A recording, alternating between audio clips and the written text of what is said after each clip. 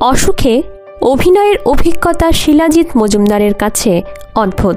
তার চরিত্রের একটা চশমা ছিল, সেই চশমাটা প্রযোজনা সংস্থার। সামান্য পাওয়ার ছিল, তাই শিলাজিৎ মজুমদারের একটু অসুবিধা হচ্ছিল। বেশিক্ষণ পড়ে থাকলে মাথা ধরে যাচ্ছিল। জিজ্ঞেস করেছিলেন, একটা শট কি চশমা ছাড়া দিতে পারি, বা শটের মধ্যে চশমাটা খুলতে পারি? ঋতুপর্ণ ঘোষ বলেছিলেন, না, চশমা সারাক্ষণ পরে থাকতে হবে, চরিত্রটা এরকমই। আর শটের মধ্যে চশমা খুলবে কেন? তুমি কি উত্তম কুমার নাকি? চশমাটায় অসুবিধে হচ্ছিল বলে বারবার সাজঘরে গিয়ে চশমাটা খুলে রাখছিলেন শিলাজিৎ। শটের সময় আবার পরে নিচ্ছিলেন। একটা শট ছিল যেখানে দেবশ্রী রায় ঘুমের ওষুধ খেয়ে নেবে। এরকম সময় শিলাজিৎ মজুমদারের ওর কাছে পৌঁছানোর কথা।